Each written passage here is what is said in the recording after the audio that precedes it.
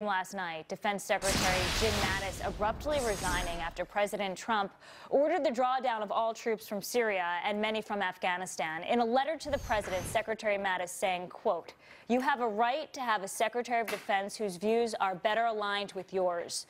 James Carafano is the Vice President of National Security and Foreign Policy at the Heritage Foundation. James, thanks for joining us.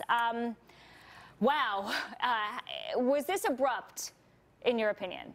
Or did the president see this coming? No, I don't think so. And I think if you read Secretary Mattis' letter of resignation, it really kind of tells both sides of the coin. On the one hand, I think his implicit criticism is right, and I think we saw that in both the rollout of the Syria and Afghanistan decision where, you know, the president can have an unconventional style, that's fine, but he's still the president of the United States.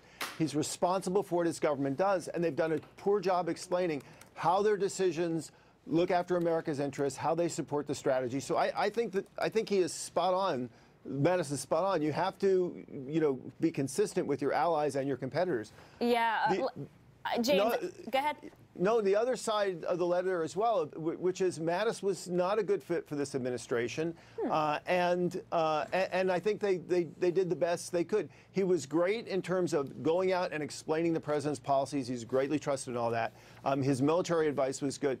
But Mattis, you know, really believed that he was, and the Defense Department was nonpartisan. He wasn't Democrat. He wasn't Republican. They were kind of doing independent of the administration's strategy and the policy overall. And that's not a good fit. And it wasn't sustainable over time. I'm just going to fast forward then. This was going to be my final question to you, but I'll ask it now. Who is a good fit for this administration in that role? Because two names being tossed around, Senator Tim Cotton and General Jack Keane, who's a frequent guest on Fox News, he told America's Newsroom yesterday that he disagreed with the president's strategy to take troops out of Syria.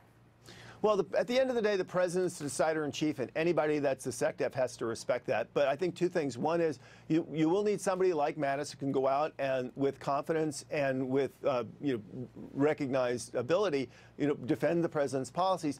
The other thing is you really need somebody that can go and work with Congress. And Mattis, this wasn't his strong suit. There's a big budget fight for defense funding in the next 2 years. You got to go and duke it up with the senators, and Mattis didn't like to do that. And that's going to be a really, really important as well. So somebody who can work with the Congress and represent the president. Allies of the president are also shocked by this and critical of many of the president's recent decisions. I want to read you what Senator Lindsey Graham tweeted out. American troops withdrawal is a high-risk strategy. If we continue on our present course, we are setting in motion the loss of all of our gains and paving the way toward a second 9/11. Those are powerful words. James, are we making a mistake here? Well, I think it's a self-inflicted wound by the administration. They haven't explained their policies. They haven't explained how they're protecting U.S. interests. So I think those concerns are fair. Somebody said, are we on the right course? I just shrug my shoulders and say, I don't know. I don't know what course we're on. We haven't really explained what the follow-on strategy is in Syria. We haven't really explained how drawing down now in Afghanistan makes us safer. The president has his administration has an obligation to do that, and they've done a poor job. And he criticized President Obama for prematurely pulling us out of Iraq, which led to the formation of ISIS. President Obama didn't have the benefit of hindsight, but President Trump did, and he's still making this decision. Well, I think they're different situations, and we have to grade them differently. But, you know, the president's strongest moment was when he gave the speech on Afghanistan last year, where he laid out exactly what we were doing and how it fit America's interests and how we were going forward. He hasn't done that. He's done a bunch of tweets, and he hasn't prepared his administration to explain what his policies are. So really, the fault for not articulating how we're leading America, that goes back to the White House. I think that's a fair criticism.